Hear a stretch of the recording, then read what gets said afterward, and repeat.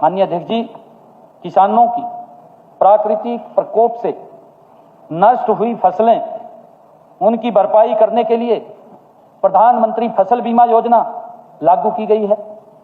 हमने मुआवजा राशि आदरणीय अध्यक्ष जी 10,000 रुपए से बढ़ा करके 15,000 रुपए हमारी सरकार ने की है प्रति एकड़। हमने 10 सालों में किसानों को मुआवजे के रूप में 14,300 करोड़ रुपए दिए हैं। मैं इनका भी बताता हूं माननीय अध्यक्ष जी, हमने पिछले 10 सालों के अंदर हरियाणा प्रदेश के किसान की फसल का अगर खराबा हुआ है माननीय अध्यक्ष जी 14,300 करोड़ रुपया किसान के फसल के खराबे का मुआवजा डायरेक्ट उसके खाते के अंदर पहुंचाया है। और अगर पिछली सरकार ने इनके कांग्रेस के 10 वर्षों के कार्यकाल में माननीय अध्यक्ष जी 1156 करोड़ रुपया मात्र मुआवजा दिया है। इन्होंने 10 सालों में 1156 करोड़ दिया है और हमने 10 सालों में 14,300 करोड़ रुपया किसानों को मुआवजे के रूप में पहुंचाने का काम किया है। एक बहुत बड़ा अंतर माननीय अध्यक्ष जी इसके अंदर दिखाई देता है। ये किसान हित की बात करते हैं, ये किसानों को बरगला तो सकते हैं, किसानों में झूठ तो फैला सकते हैं, उनको लाभ नहीं दे सकते, लंबे समय तक रहेंगे। माननीय अध्यक्ष जी, इसमें से मैं बताना चाहूंगा 271 करोड़ रुपए का भुगतान हमारी सरकार ने वर्ष 2015 में किया। इनका बचाया था, इनके समय का रुका पड़ा था किसान का पैसा। आदरणीय अध्यक्ष जी, माननीय प्रधानमंत्री किसान सम्मान निधि, कैसे हम किसान को उसके ऊपर कर्ज का बोझ ना हो, उसको लाभकारी मूल्य मिले। माननीय अध्यक्ष जी, किसान को मजबूत करने का काम निरंतर हर पद के ऊपर हमारी डबल इंजन की सरकार कर रही है। माननीय अध्यक्ष जी, आदरणीय प्रधानमंत्री नरेंद्र मोदी जी ने प्रधानमंत्री किसान सम्मान निधि की 19 किस्तों में 20 लाख किसानों को हरियाणा प्रदेश के अंदर माननीय अध्यक्ष जी अब तक 6,203 करोड़ रुपया उनके खाते के अंदर पहुंचाने का काम हमारी सरकार ने किया है पिछले 10 वर्षों के अंदर। माननीय अध्यक्ष जी, मैं आपको बताना चाहता हूं कि 19 किस्तों के अंदर हमने किसानों को सीधा लाभ पहुंचाने के लिए ई खरीद पोर्टल के माध्यम से माननीय अध्यक्ष जी 9 सीजन में 12 लाख किसानों के खाते में एमएसपी की खरीद का फसल का जो मैंने जिक्र भी किया था 1,25,000 करोड़ रुपया उनके खाते में डालने का काम हमारी सरकार ने किया है। माननीय अध्यक्ष जी, अगर आप लोग देखेंगे, जब मैंने ये जिम्मेवारी ली थी पिछले साल मानसून देरी से आया, मेरे किसान का काफी खर्चा हुआ, खर्चे के कारण उसके ऊपर अतिरिक्त प्रभाव खर्चे का पड़ा। हमने सोचा कि किसान को पूरी खर्चा नहीं पड़ना चाहिए। कितनी संवेदनशील सरकार ने काम किया है और हमने निर्णय किया कि जो फसल के ऊपर अतिरिक्त लागत लगी है, जो उसका ज्यादा खर्चा हुआ है, हमने ये निर्णय किया इस जो खरीफ की फसल थी, धान की फसल थी, उसके अंदर आदरणीय अध्यक्ष जी प्रति एकड़ 2,000 रुपया डायरेक्ट किसान के खाते के अंदर पहुंचाने का काम किया। 1,345 करोड़ रुपया हमने किसानों को देने का काम 2,000 रुपए प्रति एकड़ के हिसाब से, ताकि किसान के ऊपर अतिरिक्त प्रभाव ना पड़े, उसको लाभकारी मूल्य मिले, हमने देने का काम ये हमारी सरकार ने पहली बार हरियाणा के अंदर आदरणीय अध्यक्ष जी किया है। हम किसानों को पराली प्रबंधन को लेकर के भी जागरूक करते हैं। हमारी सरकार लगातार उसके अंदर पराली के उचित निपटान के लिए हाल ही में हमने किसानों को ये बात कही है कि आप पराली न जलाएं, उसके लिए सरकार भी आपको इंसेंटिव देगी अगर आप पराली नहीं जलाएंगे। 10,393 मशीनों के लिए, क्योंकि उनको चाहे रिपर है चाहे बेलर है, वो सब्सिडी के ऊपर देने का काम हमने किया है। 122 करोड़ रुपए की अनुदान राशि ये हमारी सरकार ने दी है, ताकि किसानों को पराली न जलानी पड़े। उसके लिए उनको कोई संसाधन की आवश्यकता है, वो संसाधन उससे वो लेकर के उस पराली को ना जला सके। आदरणीय अध्यक्ष जी, 2019 से अब तक किसानों को फसल अवशेष प्रबंधन उपकरणों तथा धान के अवशेष प्रबंधन के लिए 1213 करोड़ रुपए प्रोत्साहन राशि के रूप में भी दिया गया है। 1,213 करोड़ रुपए। माननीय अध्यक्ष जी, अगर किसी किसान ने अपनी पराली को नहीं जलाया तो उसको 1,000 रुपए प्रति एकड़ के हिसाब से हम देते हैं। तो पराली ना जलाए, पराली को वो उठा करके कहीं और दे दे, उसके लिए हमने बिजली संयंत्र भी लगाए ताकि पराली को वहां बेच सके, उसको लाभकारी मूल्य मिल सके, और उसको हमारे किसान ने स्वीकार भी किया है। माननीय सर्वोच्च न्यायालय ने भी इसके ऊपर टिप्पणी की है। पंजाब सरकार को इस बात को लेकर के कहा भी है कि आप हरियाणा से कुछ सीख लीजिए, जो प्रबंधन उन्होंने किया है आप यहाँ अपनी किसानों के लिए प्रबंधन अवश्य करें। माननीय अध्यक्ष जी, बागवानी किसानों के लिए भावांतर भरपाई योजना शुरू की है। ऐसी योजना शुरू करने वाला हरियाणा देश का पहला राज्य है माननीय अध्यक्ष जी। इसके तहत पिछले 10 वर्षों में 23,568 किसानों को भावांतर भरपाई, कोई आलू का किसान है, कोई अन्य सब्जी का, गोभी का किसान है, जो सब्जी का किसान है, ऐसे किसान का अगर जो खर्चा होता है बाजार में उसके कम दाम मिलते हैं तो उसकी भरपाई करने के लिए, उसको ऊपर वजन न पड़े, उसकी भरपाई करने के लिए हमने भावांतर भरपाई योजना चालू की। हरियाणा देश की पहली ऐसी योजना लेकर के आया है जिसके माध्यम से आदरणीय अध्यक्ष जी हमने 75 करोड़ 73 लाख रुपए प्रोत्साहन राशि डायरेक्ट किसान के खाते के अंदर पहुंचाने का काम किया है, ताकि इसके ऊपर कोई अतिरिक्त प्रभाव। इन्होंने बीपीएल की बढ़ोतरी के ऊपर आरोप लगाए कि बीपीएल हो गए इतने, पिछले उसमें भी लगाए थे, हैं जी?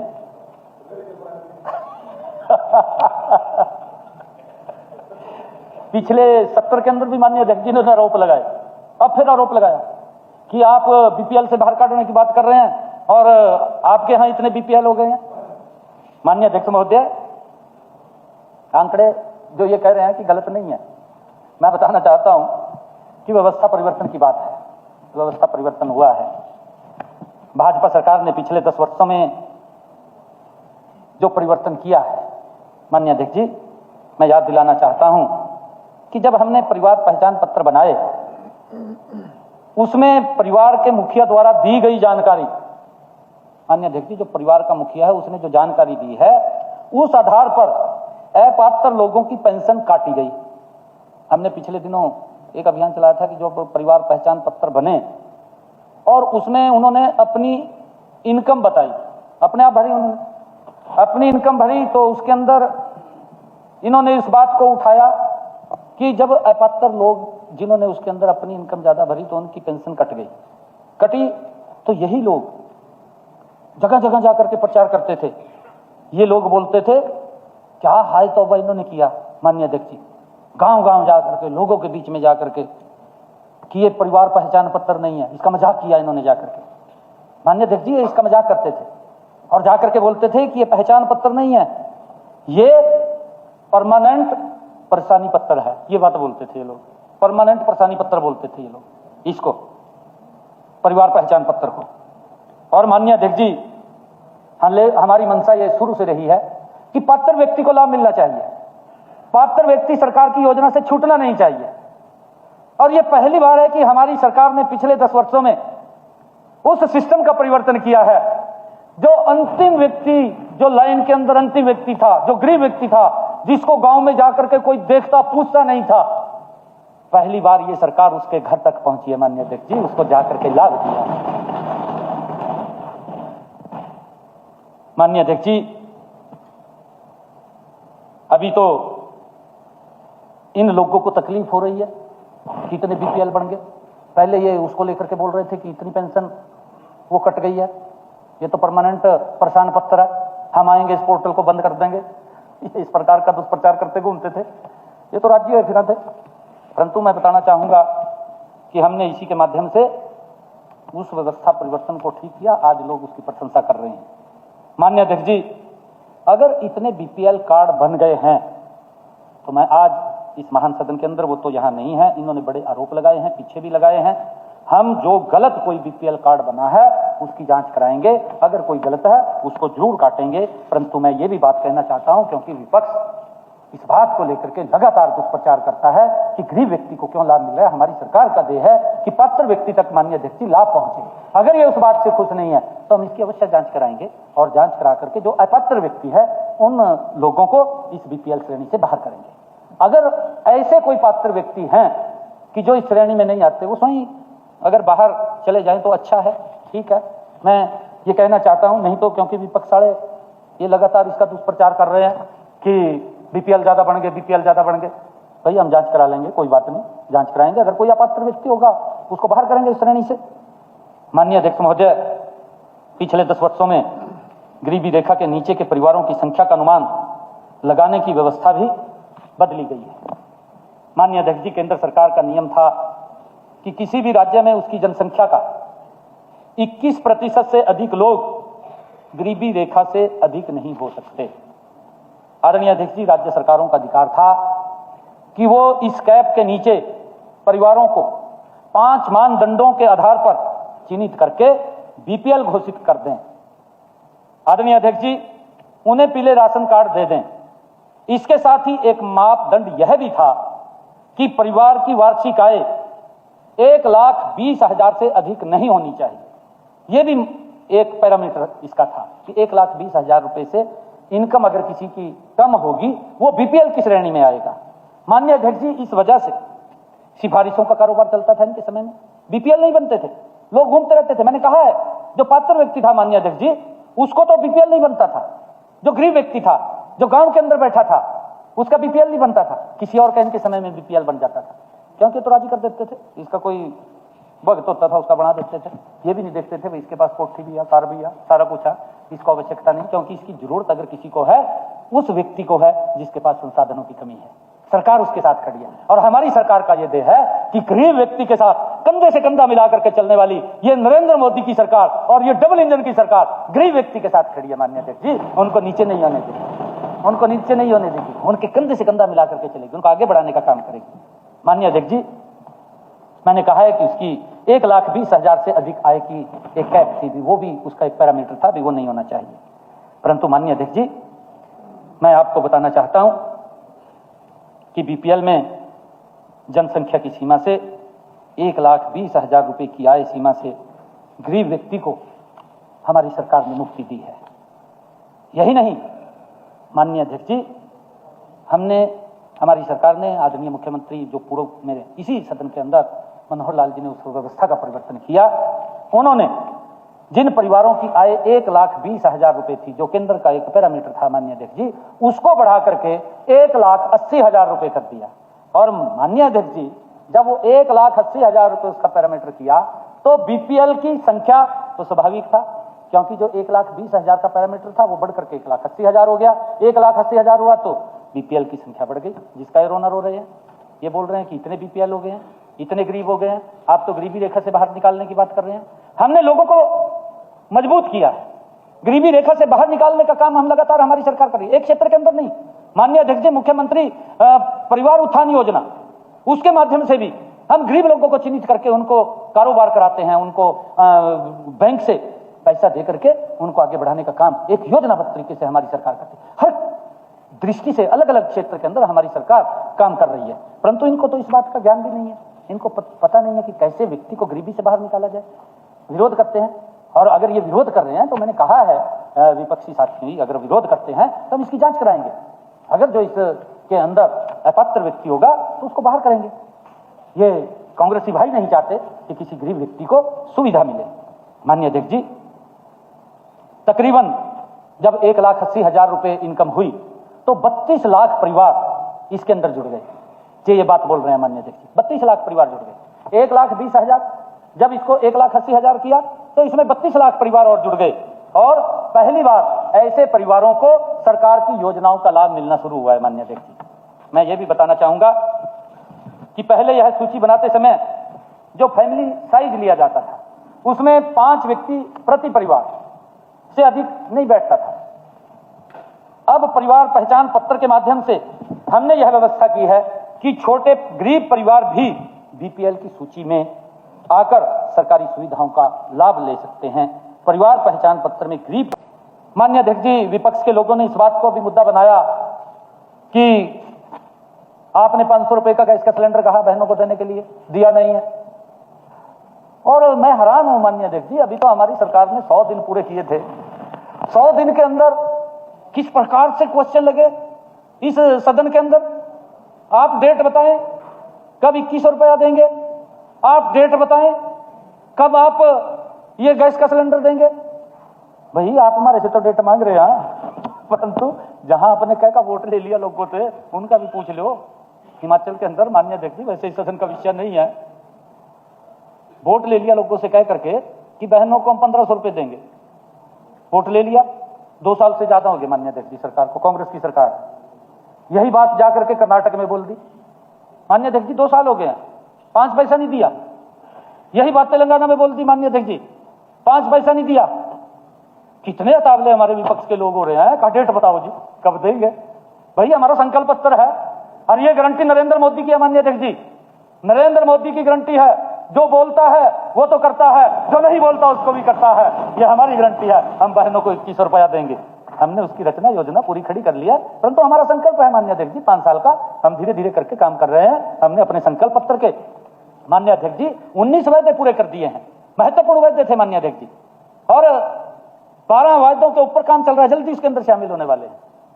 माननीय अध्यक्ष जी हम गति से काम कर रहे हैं। हमारे संकल्प पत्र का एक एक विषय हम उसको 2014 में हमने पूरा किया, 2019 में पूरा किया। लोगों का विश्वास बढ़ा है कि लोग काम करने वाले हैं।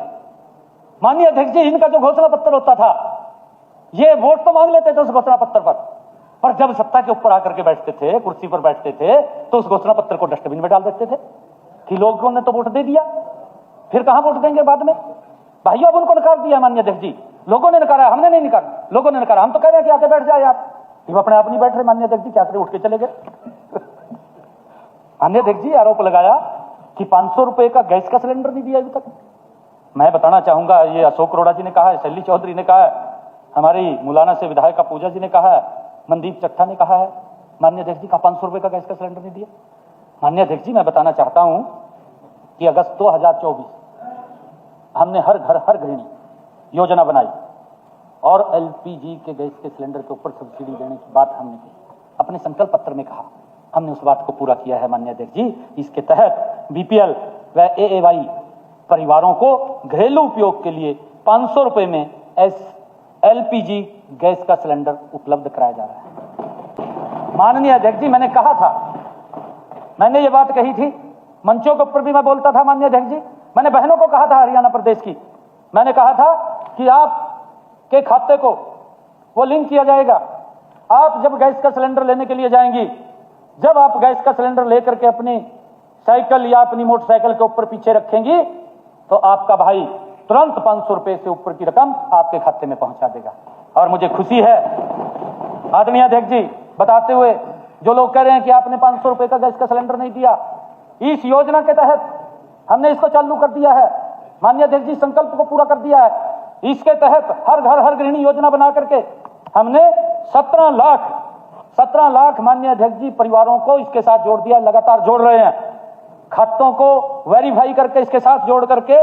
माननीय अध्यक्ष जी मैं आपको बताना चाहता हूं कि हमने लगभग इसके माध्यम से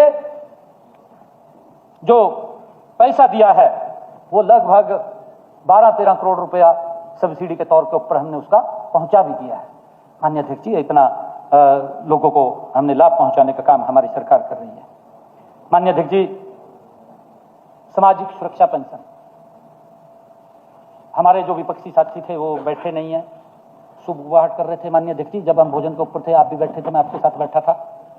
विपक्ष के साथी क्या बोल रहे थे, कह रहे थे जी कहा हमने तो वैसे नहीं उठाया, कहा राज्यपाल जी बोल रहे थे, कहा उन्होंने कहा 5 लाख कहा है, आपके सामने कहा कि 5 लाख कहा है कि इतनी पेंशन बनी है। भी राज्यपाल जी ने कहा कि हम तो जानकर नहीं बोल रहे, कहा भी राज्यपाल जी बोल रहे। मैं उनको आज दुरुस्त करना चाहता हूं कि माननीय महामहिम राज्यपाल महोदय ने अपनी भाषण के अंदर जो बात कही है मैं ये बताना चाहता हूं, और इनके जो अर्जुन चौटाला जी ने भी इस बात को उठाया, जस्सी पेटवाड़ ने उठाया माननीय अध्यक्ष जी, सामाजिक सुरक्षा पेंशन को लेकर के प्रोएक्टिव मोड में।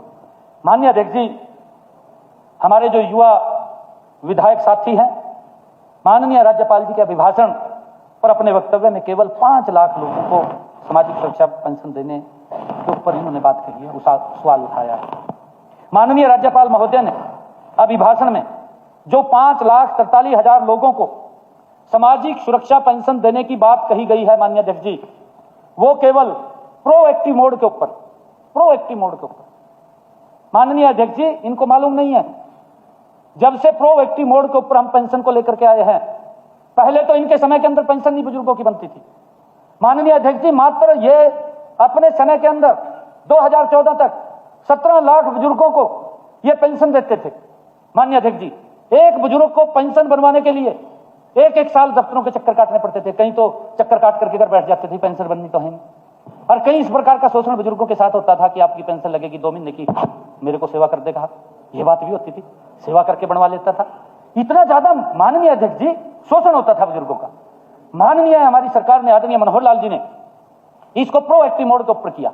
आज किसी भी बुजुर्ग को दफ्तर में जाने की जरूरत नहीं है माननीय अध्यक्ष जी, जब वो 60 साल का होता है ऑटोमेटिक उसकी पेंशन लग करके उसके घर के ऊपर चली जाती है, उसको किसी दफ्तर के अंदर जाने की जरूरत नहीं है। हमारे अधिकारी की जिम्मेवारी है कि जब वो 60 साल का होता है जाकर के उसके साइन करा करके उसको पेंशन लग जाती है। ये प्रोएक्टिव मोड के अंदर 5,43,000 लोगों की पेंशन लगी है माननीय अध्यक्ष जी। आज 34 लाख से ज्यादा बुजुर्गों को जिनकी पेंशन नहीं लगती थी, हमारी सरकार के अंदर उनकी पेंशन माननीय अध्यक्ष जी लगी है। उनको लाभ देने का काम हमारी सरकार कर रही है और इन्होंने इसके ऊपर क्वेश्चन उठाए हैं। मैं बताना चाहूंगा माननीय अध्यक्ष जी, वर्तमान में जैसा मैंने अभी बताया है कि 34,55,968 लाभार्थियों को बैंक खाते के माध्यम से डायरेक्ट उनके खाते के अंदर, माननीय अध्यक्ष जी, उनको कहीं जाने की जरूरत नहीं है, उनके खाते में पैसा चला जाता है। 1,041 करोड़ 83 लाख रुपए की राशि हर महीने ये जो सामाजिक सुरक्षा पेंशन है इसके नाम से उनके खाते के अंदर ट्रांसफर की जाती है। माननीय अध्यक्ष जी, हमारे से पहले कांग्रेस के शासनकाल में ये मात्र जिसकी मैं बात कर रहा था 2014 तक 21,82,000 लोग थे। आज ये बढ़ करके 34,55,000 रुपए हो गए। हमारी सरकार का माननीय अध्यक्ष जी ये ध्येय है, कोई भी पात्र व्यक्ति छोटे नहीं, सरकार उस तक पहुंचनी चाहिए। और उसका परिणाम है कि आज हरियाणा प्रदेश के लोगों को मैं दोनों हाथ जोड़ करके इस महासदन के माध्यम से प्रणाम भी करता हूं कि इस डबल इंजन सरकार के प्रति हरियाणा प्रदेश के लोगों का विश्वास बढ़ा है।